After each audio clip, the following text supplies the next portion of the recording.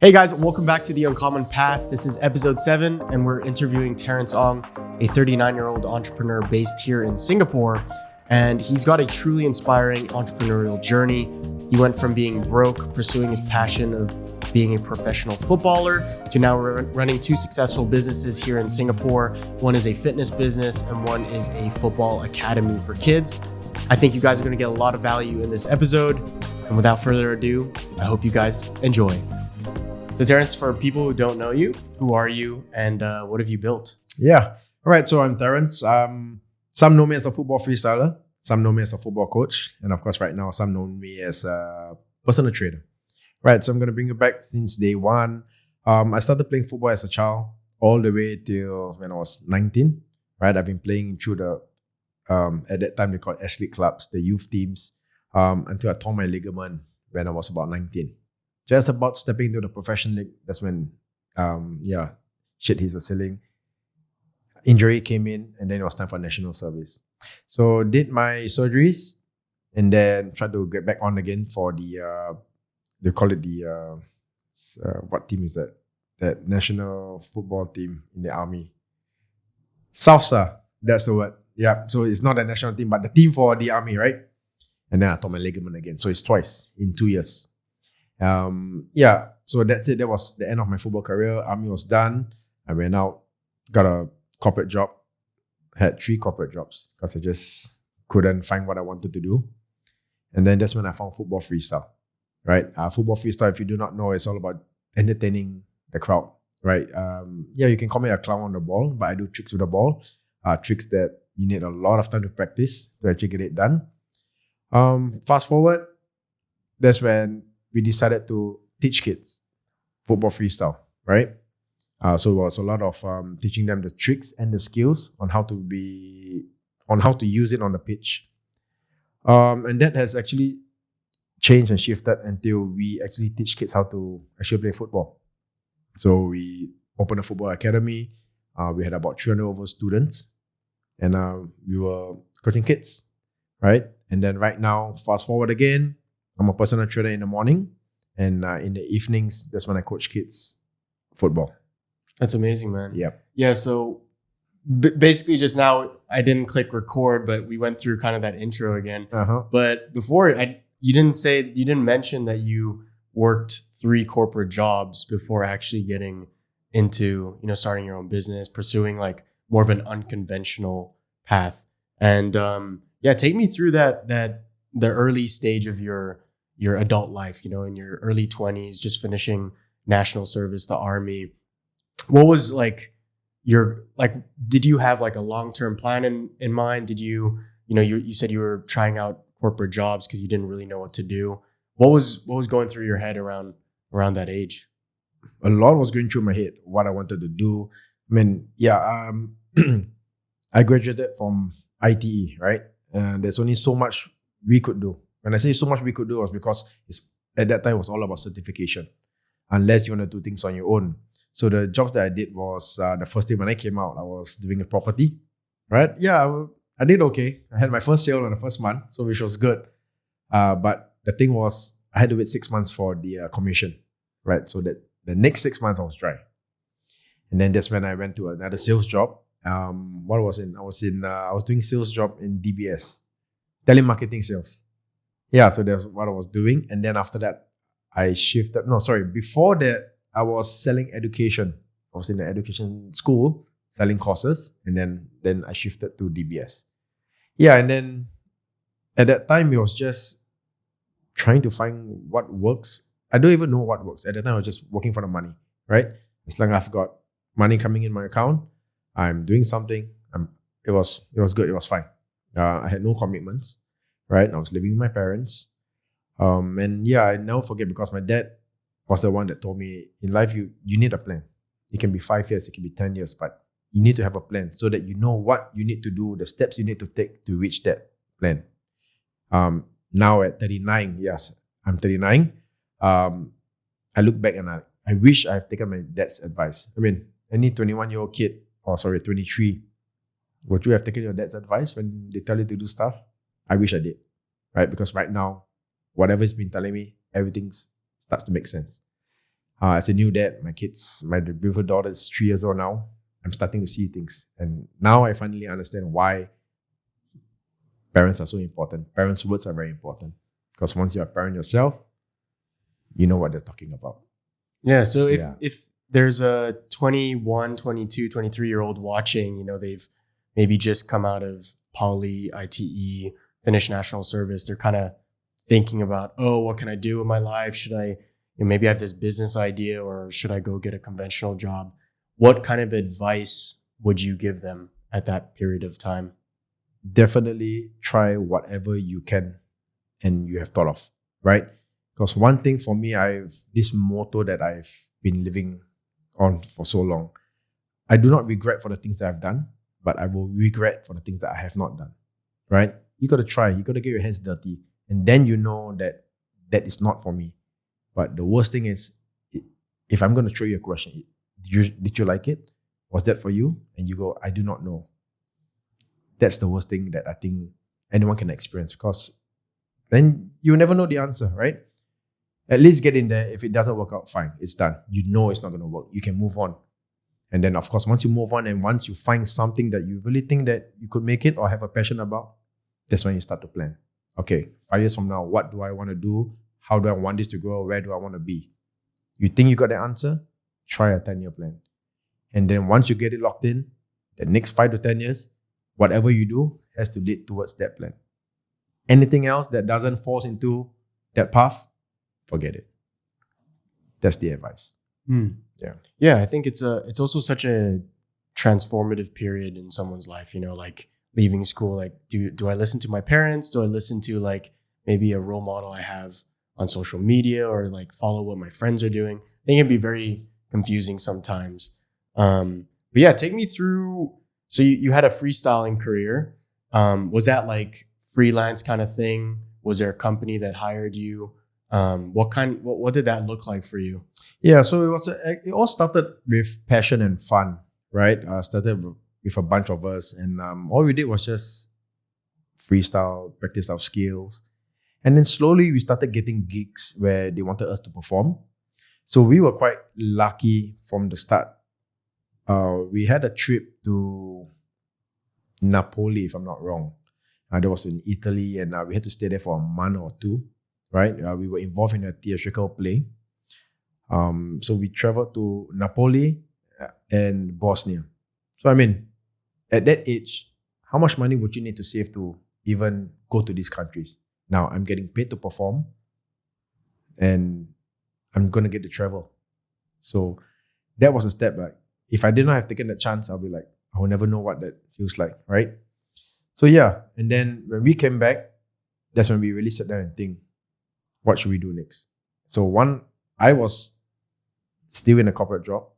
My partner, Terry, he just finished his national service. He was in the police force. So he had to make the decision as well. What's the next step? What is he going to do? And then there's me thinking, should I leave my job to go for this? Now, again, some people will do it. Some people in the right frame of mind will be like, are you nuts? You're going to leave a corporate job that is stable, that you have monthly income for something which you do not know what's going to happen. But well, I did that, right? And then from there, we decided, okay, what should we do next?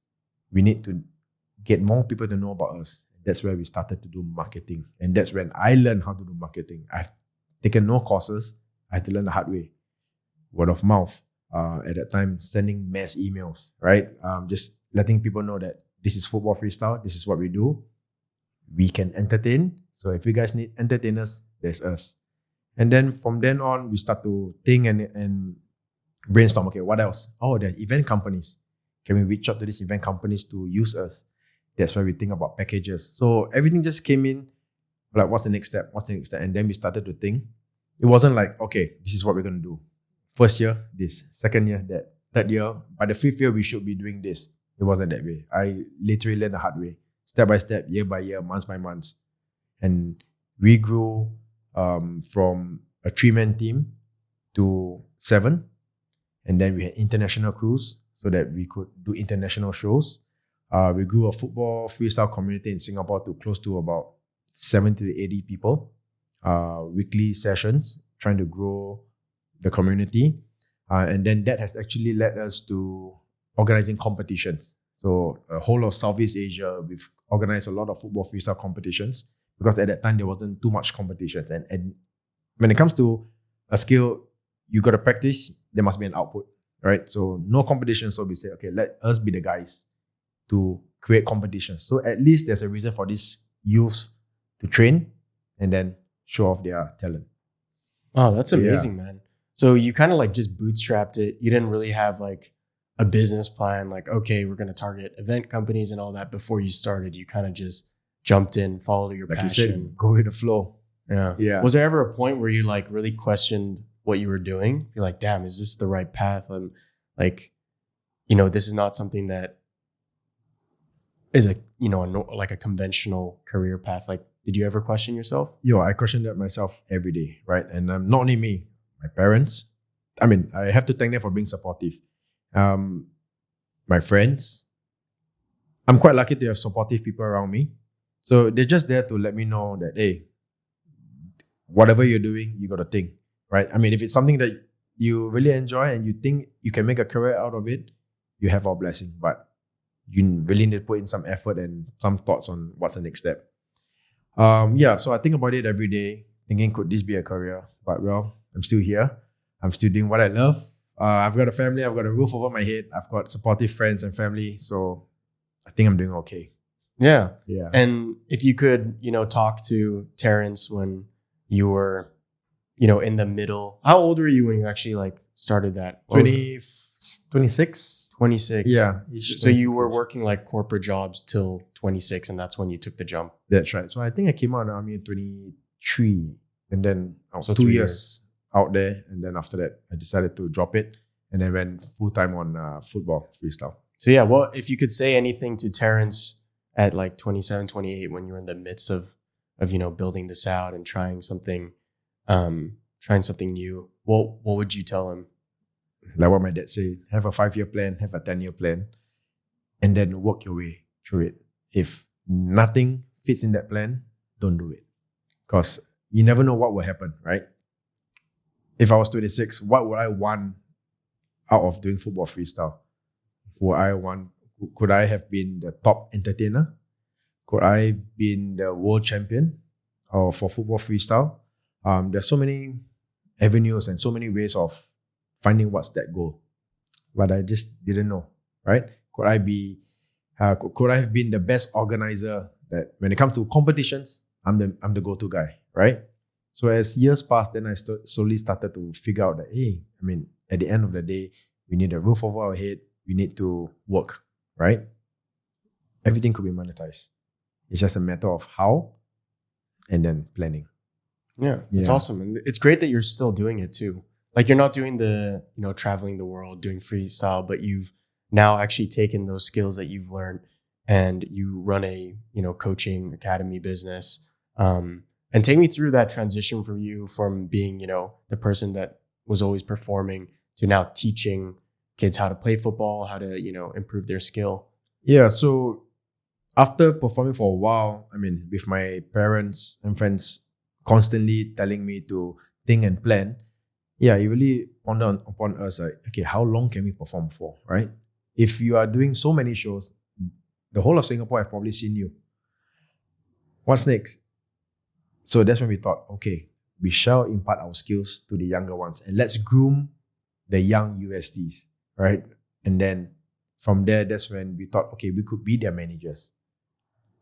But after a while, looking at the market, we've realized that a lot of footballers are actually, or kids who are playing football, are coming to us to learn this kind of skills. So I would call that our transition period from football freestyle to the actual sport itself, right? Everybody wants to be cool. Everybody wants to learn fancy skills. But for us being football players, we are always telling them, you got to be practical. It's not just showing off the skills, but you got to make sure all this works on a pitch because that's your goal, right? And that's when we decided, hey, maybe with our skills, we can teach these kids to be better at football. Then that's how we started only teaching skills, right? A lot of kids came through us. A lot of kids have done well. But again, when it comes to skills, it's only a handful of them will be able to pull it off. Then we realized, hey, we should actually start teaching the kids the proper way of football. Everybody's level is different. Some are coordinated, some are not. So we got to teach the basics. So we started coaching kids normal football, right? Until another opportunity came where we had a chance to franchise a European football club and have the academy here. And that's when we hop on board to have that football academy. Well, we left the academy. It's closed. It's done. It's closed. So we move on. But that was very, very good experience because we learned a lot, right? The way how Europeans are being taught of football, how they see football and how they breathe football. We've been in there. It was hell of an experience. Yeah. So how long did you do that franchise for? Our franchise was about 3 years. Yeah. Yeah. And is that normally like the length of contract they give, or is it like a yearly update kind of No, thing? for this, I would say this is life. You know, you meet good partners, you meet bad partners. Things work out, things don't. So if unfortunately for us, things didn't work out after the 3 years, right? So we decided to walk out from it. Yeah. Yeah, I think a franchise business model is actually something that can be quite attractive to some people looking to start a business. What's the most important thing you've learned about being a franchise owner? Wow. That is a lot. I've seriously learned so much from that saga of 3 years. I can't even tell you what is it. Well, if there's one thing that I've learned from being a franchise is I think you got to depend on your own. At the end of the day, you're still on the mercy of that franchise owner, right? Either he pulls the plug, or if you don't abide by certain rules, that you're done.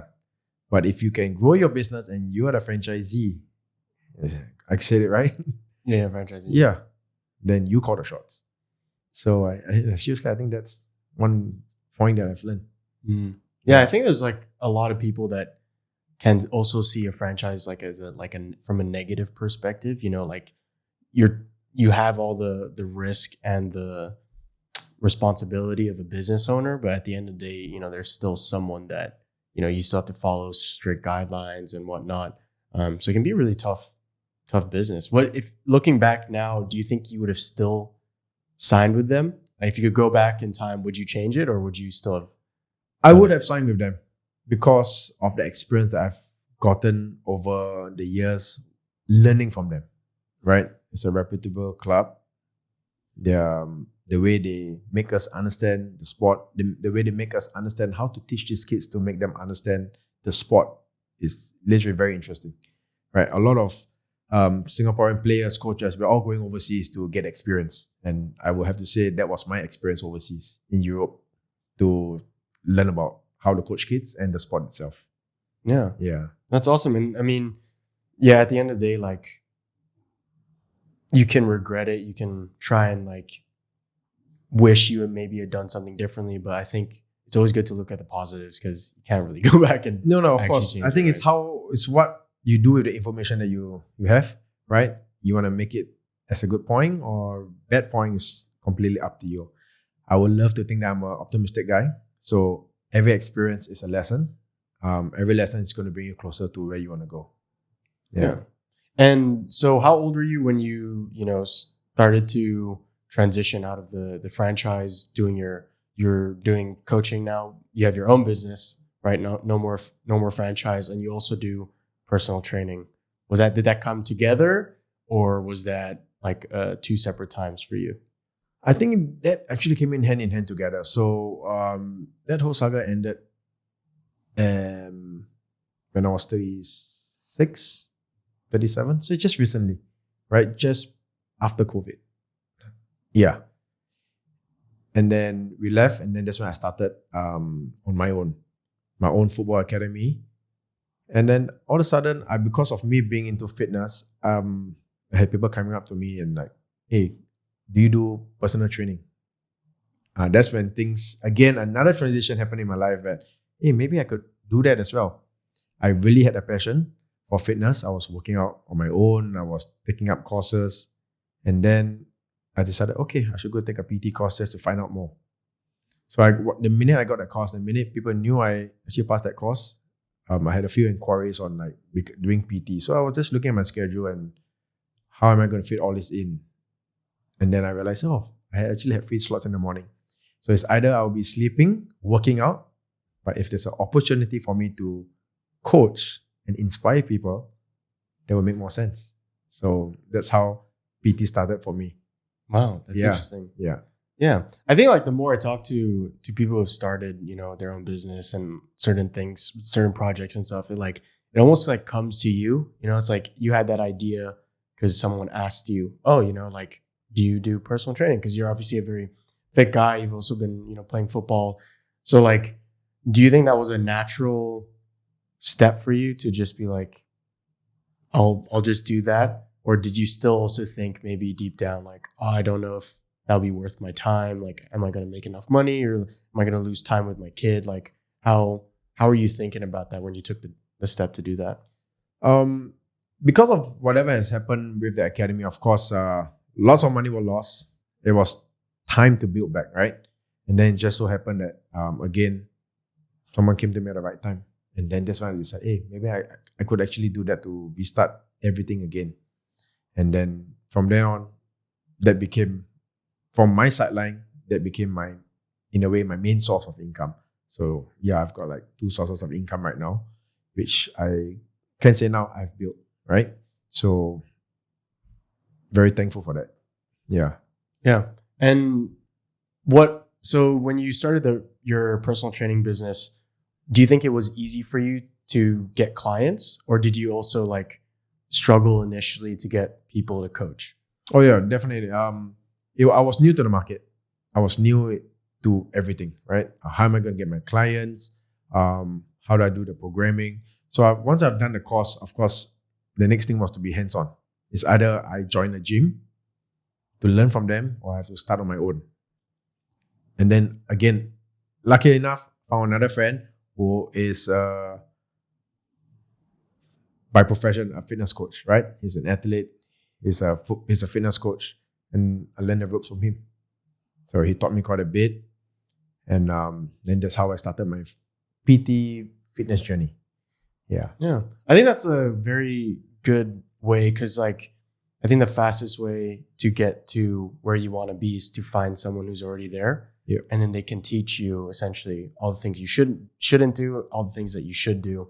I think that is like, a much faster way than going to. I mean, you can go the conventional route of like working for a gym, like a big gym like Virgin Active or Pure Fitness, learning that way, or you can find someone who's doing it and then learn from them. For sure. Because at that time, so the experience I got was, okay, so if I'm going to go into personal training, do I want to do it myself or do I want to work for someone? So that's when that 5-year plan thing sort of came back to me. I was like, okay, 5 years from now, do you still want to be working for someone or would you want to have your own personal training business? That's when I thought, okay, maybe I can start having my personal training business. So 5 years time from now, I can call the shots, I guess, right? Or maybe have trainers under me. And yeah, that was what I was thinking. That is why I think I didn't opt for joining a gym. And then because I was thinking, yeah, I've got my football business. I'm free in the mornings.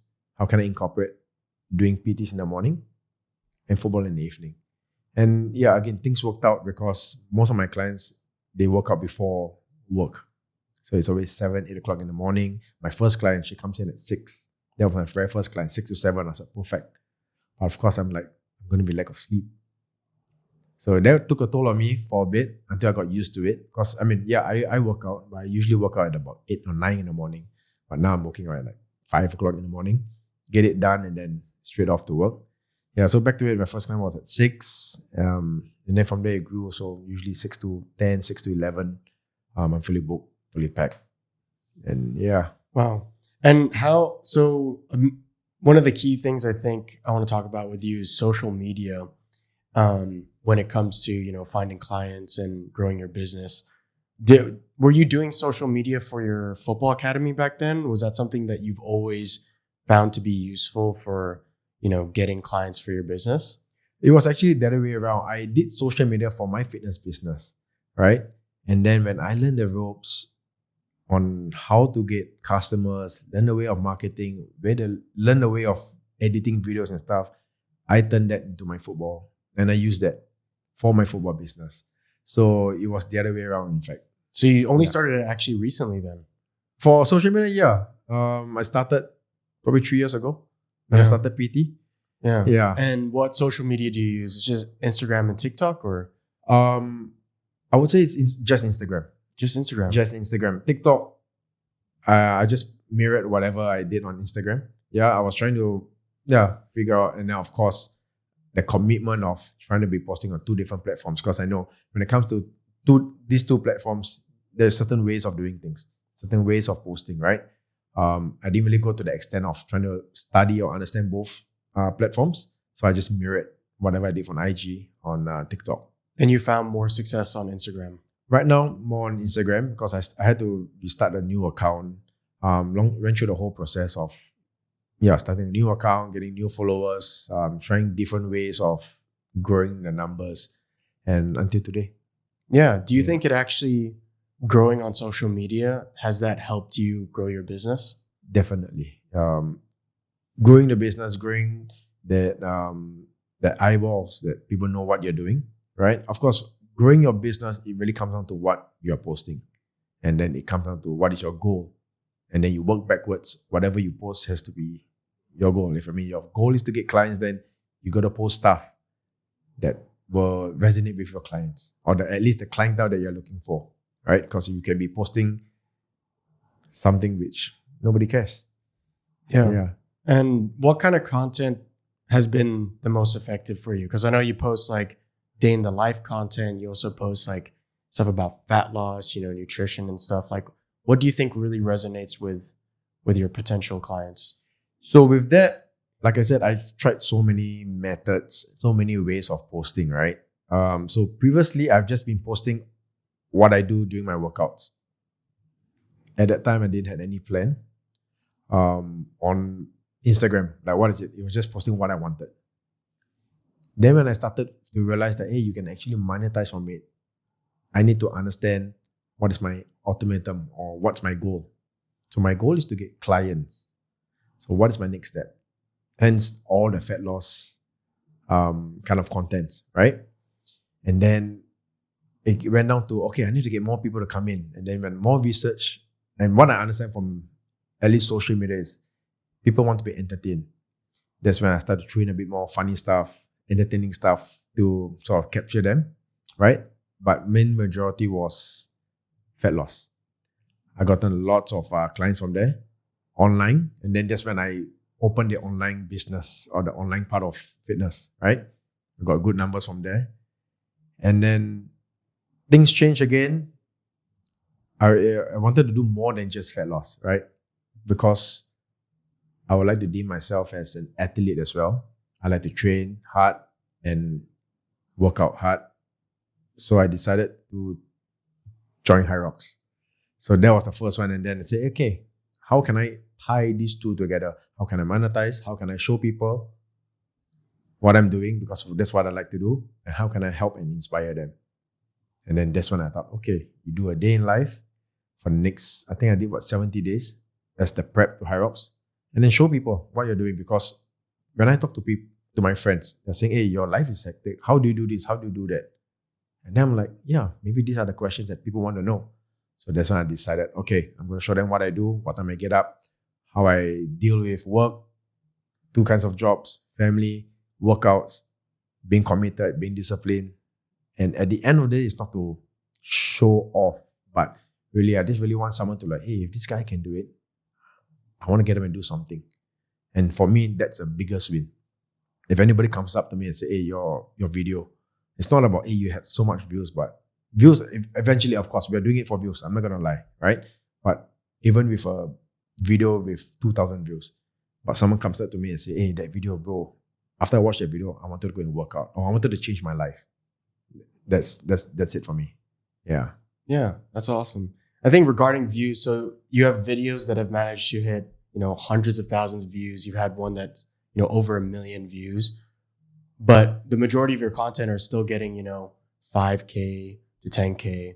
And that might seem small compared to, the 100,000 million view videos. But do you think that views is the most important thing when it comes to getting more clients? Do you think like maybe the day in the lives that are less viewed, but maybe more real, longer form, that might attract? Because basically, I think when I watch content, the ones that are always viral are sometimes really just like entertaining. Or I know you did one about like what fitness influencers are really like, and show, but that's not really like promoting, oh, by the way, I can help you lose fat, right? But it gets lots of views. But then the ones that maybe have more value and can resonate with more people are less viewed. Do you think views are the only thing that matters when it comes to attracting potential clients?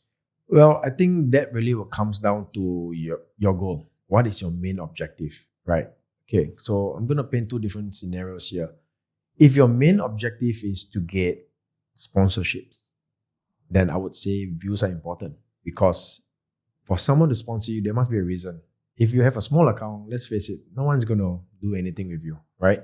Once you make it big, everybody wants to do something because you've got eyeballs. If as a fitness coach or as doing something online, if my objective is to attract my clients, then the views is not going to matter, because I can have 100 views and I can have 5 clients from there, compared to 100,000 views and I'm not getting a single one or just one, right? And like you said, I did that funny fitness video. Yeah, that got 100 over 1,000 of views, but I got no closure from there. It's like, oh, it's funny. Yeah, we do this. I mean, yes, because people could relate, but that didn't drive them to, hey, I need to change my life. But when I talk about fat loss, the struggles that people are having with fat loss, they too could resonate with that. And they were like, yeah, then I better do something about it. And since you're talking about it, you're probably the right person for me to come to get that sorted. So I've tried it firsthand myself. So when it comes to social media, it really depends. What is your goal? And then you will need to go and work towards it. Then it's easier for you to move like this. I tried so many styles, so many ways. That's why I guess I can say what works and what don't. Yeah. Yeah, because I think that's interesting, because as someone, like, I followed your account for about 2 years now. And I think like you've obviously done more, day in the life stuff. And that's the type of content I enjoy watching and I get the most value from, but they don't always get the most views, right? Sometimes it's a shorter, just funny clips or something like that gets viral and stuff. But I think, like you said, was really important. It's like what will resonate in the right way. So just because it goes viral doesn't mean you're actually going to get more clients from it, right? And I think being very clear with your goal, like you said, right? Are you attracting sponsors or are you trying to attract potential clients? Like, what is your goal? Then you have to make content that caters to that goal, right? Because if you don't have a clear direction, your content's probably not going to have consistency with it, and then that might confuse people or whatever. But do you think, what do you think has actually been the most effective strategy when it comes to creating content that gets you more clients? I think it's definitely a mixture of everything, right? You've got your main goal and then you break it down, because it's not just also about giving value to your followers. You also need to find a way to get new followers to come in to trust you before they can buy your product, right? So you need to think, okay, how am I going to satisfy my current followers? And at the same time, how do I get new followers? Why should this guy follow me? And these are two pretty different contents that you have to put out, right? It can be the same video, but the values and the stuff that you put out there, it has to be different.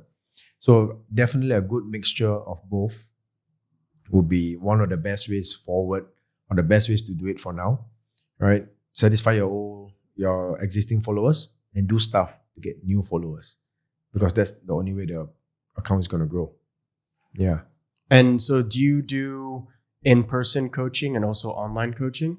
Yep, I do both. You do both? Yeah, I do both, because time is limited for me as well. I've only got like 4 or 5 hours in the mornings, and there's only so much I can take for clients. So the other one will be my online coaching. So for the social media aspect, do you think it's more has it been more useful for growing your online coaching business or your in-person coaching?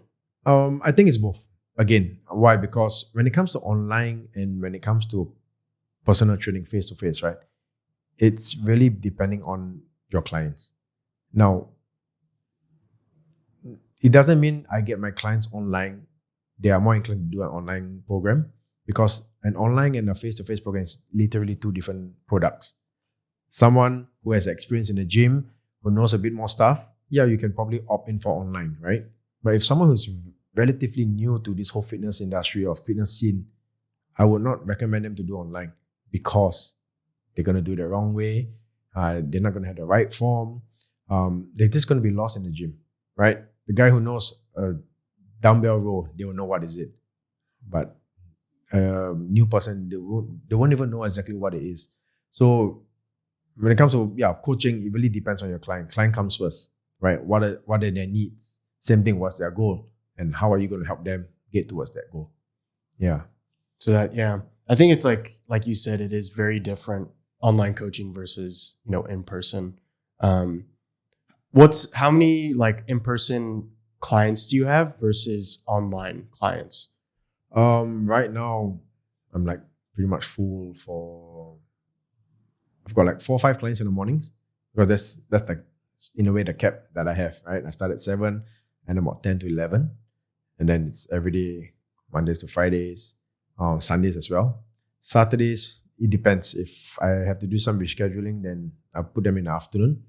Online, I also have a cap because I don't want to take too many people, right? Because of the quality control. In a way, if I have 100 people coming in right now, then it's going to be tough on me.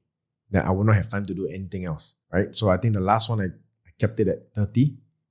And then I don't think I even reached 30. I had about 20-ish. And then some came in, some went out at the same time. And then after that, I just maintained that I didn't do more marketing to get more new clients, right? And then slowly, after 3-4 months, they drop out. Some converted to on face-to-face. Yeah, so that was pretty much the numbers for that. And then for me, online coaching, I didn't really sort of enjoy it. So that's why I stopped heavily on marketing my online program, right? Of course, I had still lots to learn, but it was just that connection with the clients, which I felt, for me, I'm a people person, right? I need to interact with them. Online, I did my best to interact, but at the end of the day, you do not know the person on the other side, how motivated they are, how much are they doing. You can send them a text, but they reply you after 4 or 5 days. You can ask the progress update, but they just don't reply after 1 or 2 weeks and just ghost you sometimes. It's weird. They will pay, but they just ghost you. So that's really, really very weird. Yeah. Yeah. I feel like it's actually pretty common though, because I think it's because when you're in person, there's more of a commitment, and obviously you're paying more as a client. Roughly how much, if you don't mind sharing, how much do you charge per hour in person? Because I know it can range from like $80 for an hour. So I know some coaches charging like $300 per hour. So like roughly if someone's looking to start, like what can they expect to earn per hour? The average, I would say 80 to 150, right? And it really depends on what product you have or the service that you're giving to them. Is it an hour? Most of them is an hour, right? Is it an hour and a half? Do you have a buddy package where a couple could come and do it or friends could come and do it together? If you're starting out, then I would definitely have to tell you, lower your rates because you want people to come to you, right? And then start understanding. And then once you think you had enough, then you can slowly start to increase your rates. It's the same as going out there when you just graduated from school, right? Your pay, is going to be low and then you're going to work your way up. I think it's the same when it comes to your own business as well, right? When it comes to fitness, you need to be in the market because there are so many personal trainers out there, right? They've been long in the business. And how can you come in and say, I'm more experienced than him? Because that guy definitely has more experience. Yeah, you might look better than him for some, but sometimes it's experience as well. Yeah. So take your time, don't rush. learn the ropes, meet more trainers, understand it, ask questions, learn, and then from there you are able to increase your prices. Yeah. Yeah. And have you ever lost a client because like you started increasing prices or like? That would be a good question. I can't really think of a particular client that I've lost just because of increase of the prices. No, I don't think so. Yeah, maybe because of course you gotta be tactful, right? If you increase your prices, are you gonna do it to your long-term customers? Then it comes down to business. How are you gonna retain your old customers and still increase the price? Or is this price increase only gonna be for the newer clients? So it's all about understanding, on how you want to run your business. I mean, if you're willing to lose your long-time customers, then you can just tell them, yeah, I'm sorry, I changed the price. Everything is going up, so I'm going to change the price, right? And even for restaurants and stuff like that, some they're able to do it, some they don't. So it's really individual. Really, it comes down to if you're willing to lose them or lose them for something bigger, maybe. Yeah, it really comes down to individual. Yeah. And how different is it like doing, personal training versus like having a football academy? Like, do you enjoy the personal training side more, or do you enjoy the football coaching more?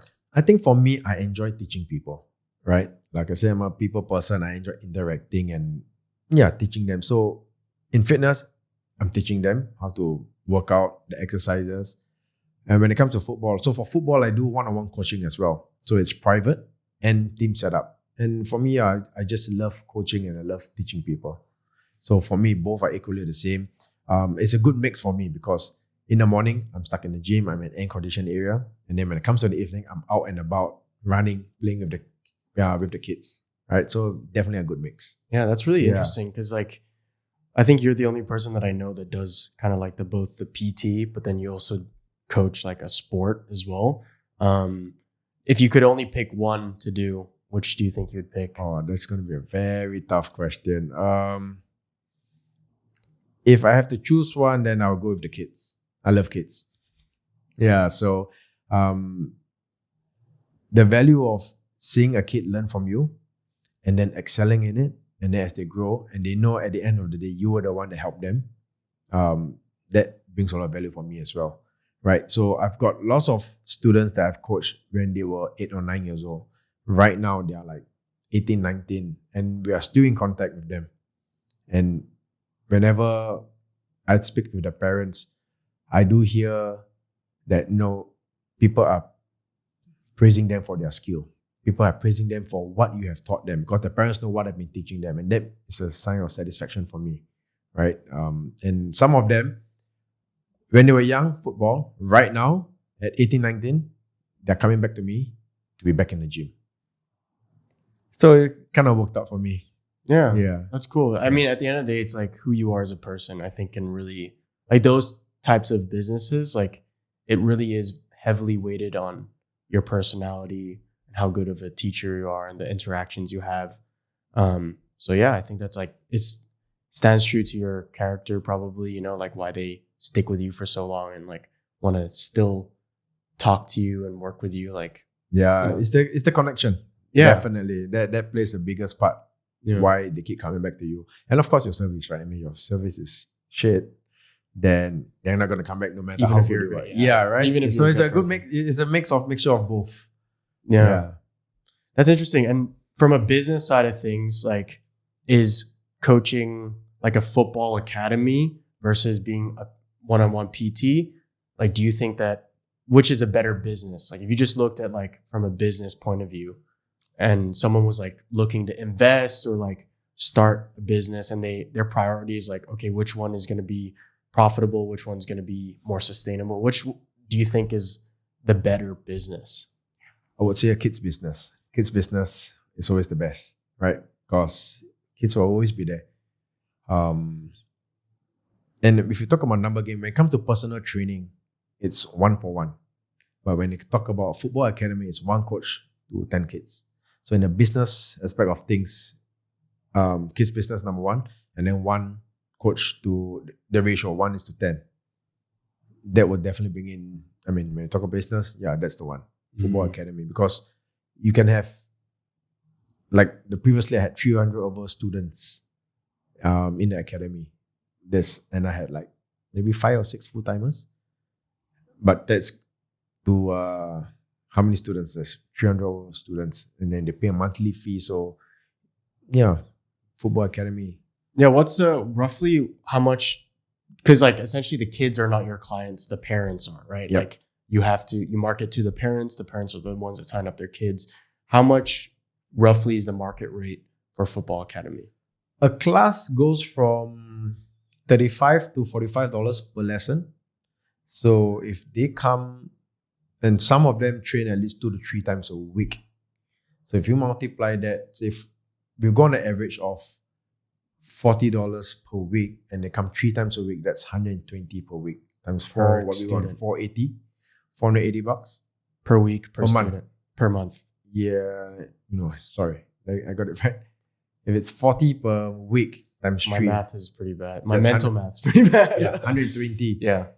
For a month times 4 to, that's what, 480, right? Yeah. Yeah, so 480 per month. Wow. And you have 300 kids. Yeah, 300 Oh. kids. Wow. Yeah, So that is definitely a better business than trying to definitely do a one-on-one. business, yeah. Because you're only making like 100, maybe 100, 150 per client for the PT. And then you can only really train them maybe, what's roughly like 2-3 times a week? Are people Average normally- twice a week. Twice a there's week. some that does 3 times. Mm. But of course, you can train coaches to go and coach them as well. So there is scalability for PT as well. But again, you train one coach to take one player, to take one client, right? But if I train one coach, he can take 10 of my students. Mm. Yeah, so the numbers itself, the football academy in terms of business is good. Yeah. Yeah. And what are your plans now for the future? Like, I know you talked about, we're going to dive in a little bit about like time management and whatnot, but like you can only give so much time. And I think those two businesses are very time consuming. Coaching business, you have to be there, you have to be present. It's also energy consuming too. What are your plans to like scale? Are you going to scale them both at the same time? Are you just going to keep the PT the way it is and then grow the football business? Or are you just going to maintain what you have? Right now, PTs are going to maintain. I'm going to focus on the football business first, right? To grow that, because I've grown it before, and then we're starting from scratch again. So I started with personal coaching for football, and now the football academy is coming up. So I'm going to scale that first, right? And then for PT, I'm just going to maintain what I'm doing. At the same time, I might change 1 or 2 things. So instead of, I'm going to keep the PT, but now I might want to help coaches get their clients, because I have done it. So instead of getting my own clients, which I know I have, I want to teach coaches to go get their clients. So that will be another side of another business idea. Right? I want to teach coaches how to get their clients. Coaches who are just starting from scratch. They just graduated, they just got their first certs for PT. So I want to teach them how to get their clients. So that will be one. And then PT will stay the same. I might come up with group classes. I like coaching, so instead of me 1:10, 1:1, I want to go 1:10, right? And I want to use High Rocks as something which I can coach people and for them to join the competition, right? Yeah. No, it sounds like you're just constantly evolving. Yeah. I can never sit on something for too long and then just not do something about it. Like in terms of fitness, I can just do PT and that's it. But I want to do more. Yeah, I just want to grow a community. I want to reach out to more people, because at the end, if I can motivate them or inspire them, then that's good for me, right? I'll be glad and happy. At the end of the day, you need this kind of energy to return to you in order for you to move on, go to the next level, right? So yeah, it's energy you give out, the energy is going to come back. That's what I believe. What does success mean to you? Oh, a lot. In what sense?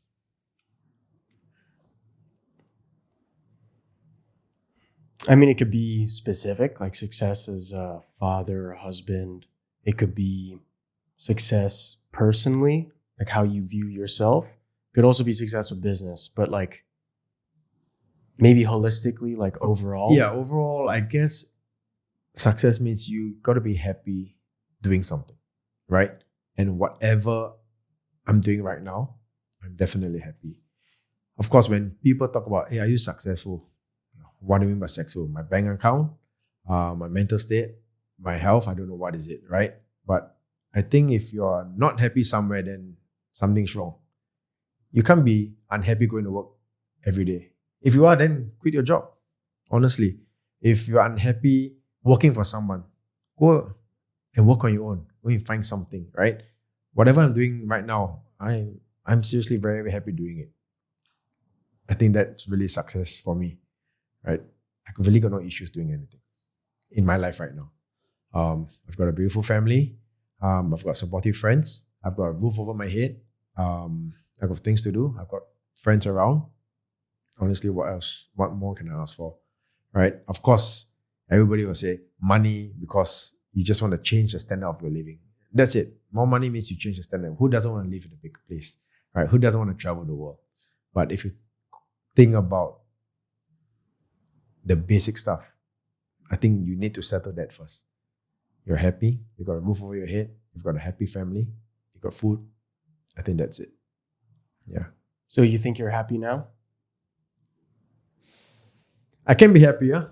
I love traveling, right? So, I mean, that's why we're all working. If you take those away, yes, I'm happy. Yeah.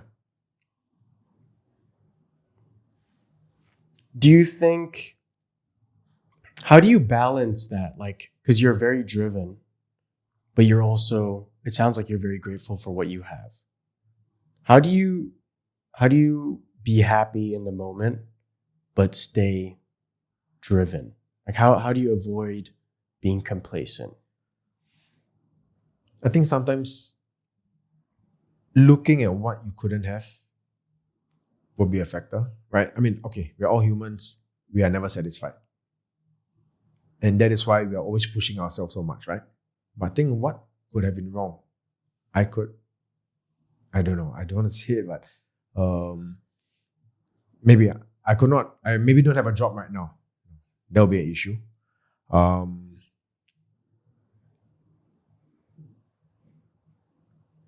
What else? What could possibly go wrong in my life? So that's what you think about. Yeah. Like it could be worse. Is that? Yeah, that's one thing. Things could be worse, right? So be grateful for what you got now. Of course, I don't want to say compare because you can compare yourself with good people and you can compare with less fortunate, for example, right? But don't go there. Right now, as long as again, most importantly, I think is your heart. That's why I say I enjoy what I'm doing. What's important to me, family and friends are important to me, right? If I got all of this covered, I'm definitely good. Yeah. Yeah. Do you want to stay in Singapore for the rest of your life? Is that kind of like, is Singapore kind of a good place, you know, as a dad, as a husband, as someone running a business? Is this a good place to settle down? Being brought up in Singapore, I'm so used to everything, right? So of course, for me, my life is in Singapore. Yeah, we all have this mindset of I want to travel the world and stay in a different country, but you got to know what are your resources. And also right now with a daughter, school, education, what she gonna do, all those comes into play, right? In Singapore, it's also heavily subsidized. If you're gonna go out and daughter's gonna go to school, you're gonna be paying international school prices. And we all know that's never cheap, right? So right now, still working on it. If I could, everybody has like the idea of earning here and spending it somewhere else, right? That is cheaper. Indonesia, Bali. Everyone is talking about it. I want to earn money here, work in Bali. That has been on my mind before. I'm not gonna lie, right? That's how the idea of online coaching, that sounds good. That sounds fun. I could earn here and spend it there. But again, reality check, you've got a kid, you've got a family, you cannot just think for yourself. Your wife, your daughter, what's next? Again, what's 5 years? What's 10 years from now? Where do you want to be? Where do you want to see yourself? What is it? right? Yeah. So from the perspective of someone, maybe in their early 20s, late 20s, thinking about starting a family in the future, how much do you think someone needs to earn in Singapore on a monthly basis to live a good quality of life in Singapore? Good quality of life in Singapore, I think, comes in different levels as well. At the end of the day, it comes down to how well you want to live, right? Some people can be happy eating at food courts. Some people save money on those, they cook at home, right? Earning the amount as long as it's enough to have a roof over your head and food for your family. If you're talking about specific amount, I don't know. There are people who are surviving on 2,000 a month. Some can't even survive with $10,000 a month because the more money you have, the more expenses you have, right? So, yeah, again, it comes down to really individual on how they want to live their life, right? What is a comfortable life? Is it comfortable? Is it a lavish lifestyle you want to live? Where do you want to stay? Because the nicest areas are going to cost a bomb. Yeah. Yeah. I think that's something a lot of people my age are thinking about, in their late 20s. I think it's an important thing. Singapore has been listed as the most expensive city in the world. So it's something that I think a lot of people have pressure about. Do you think when you were in your 20s, what do you think money meant to you when you were starting out, in your 20s? Enough to get by for the next day. I've been so broke when I was starting out. No joke. It's literally a true story. We go to the economical rice, one plate. Me and my partner, we shared that plate. This is a story that I always tell you. That was my lowest. We shared, I think it was 1 meat, 2 veg. And we shared that plate because we didn't have enough money. Of course, our parents were still around. My parents were around. We could ask them for money, but we had to make something work, right? If I'm going to ask them for money, then I'm going to be depending on them. So we tell ourselves, no, we got ourselves here. We wanted to do something on our own. Let's make it work. Today is the day. We eat this, we share this plate. It's a lesson for us not to come back to this state, right? That literally was I wouldn't say a turning point, but that really made us realize you have to push because we're not going to go back to that state ever again. Yeah. Yeah. What do you think is the most important thing you've learned about being broke? Well, I don't want to get that. I don't know. Get back to that state again. Being broke. Everything just will transpire. Your mind is not at ease. There's a lot of, you feel trapped, right? You can't do anything. You can't think of anything. The only thing you think about is trying to find your next meal. And then you'll always be doing that for the next time that you eat a meal.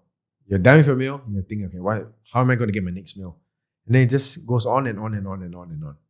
Right? So you need to step out from that and literally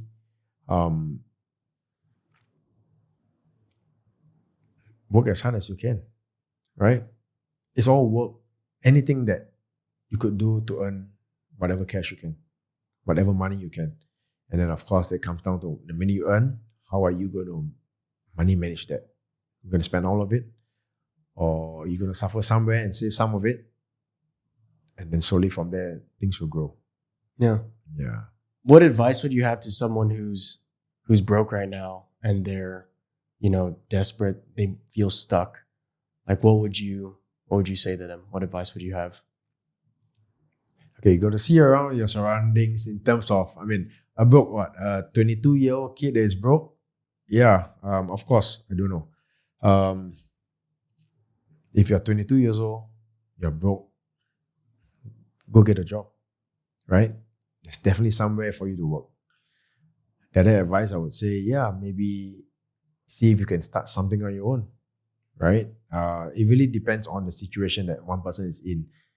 You can't generalize what kind of advice that could be given. I'm broke, but if your dad's rich, I don't know, borrow some money from him, start something, show it to him, return back the money, right? then probably you're in a better position. But someone else who has no one around, I don't know, a 40-year-old guy now, no house, no family, and he's broke. Oh, that's going to be another issue, right? I don't have advice for him. Maybe I don't know, fundraise some money for him, and then he could start something, right? Get him a job, teach him to, I don't know, go for interviews and make sure he gets a job. If he's a friend, then of course, you're there to help them and make sure he do something with his life. So it really depends on individual circumstances on all this. Yeah. Yeah, that's a difficult place to be in. Do you think the environment has a big part to play? Like who you surround yourself with, where you grew up, what country you grew up. Do you think that has a big part to play? Or do you think it's really just the inner part of the person? And if they really want it, they can do it. Again, it's both. There are many people out there who are in good positions and surroundings, right? It's just, they have it all there, but they just don't want to move. There are some people who really want to move, but they don't have the support system. So it really depends on where you're at the moment. But for me, support system is very, very important. That will push and kickstart for you if things go south, right? And then if things doesn't, just be grateful that they're all around you. They're still around you. Yeah. Final question. If you have one message for the world, like if everyone was watching this video right now, what would you want everyone to hear?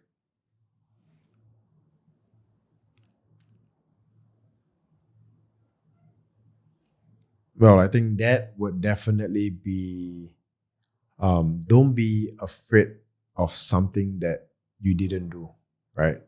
But be afraid of, no, sorry. What was that quote I had again? About regret, right? Yes. Don't regret on the things that you did, but regret on the things that you didn't do. That's what I always believe in. Yeah. So if you have that thing that you always wanted to try it out, that anything, go and get it done. Because once you have done it, you'll know if it works out or not. It can come down to for a 16-year-old kid. If there's a person that you want to talk to, go ahead. You will never know if the answer is yes or no, right? If it's someone who just finished national service, I want to try for this job, or I want to try and do this, go and do it.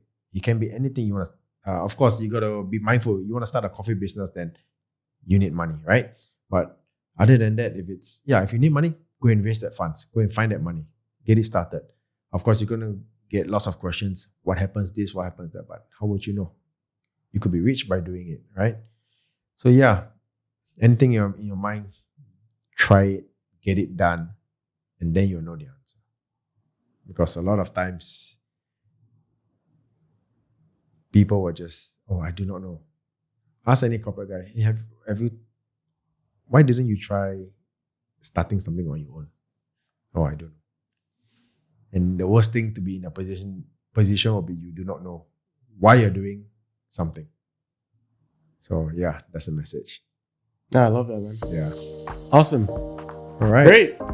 We good? Yeah. Okay. Good. Thank you so much for your time, man. Right. It was a Thank pleasure. you very much. Yeah.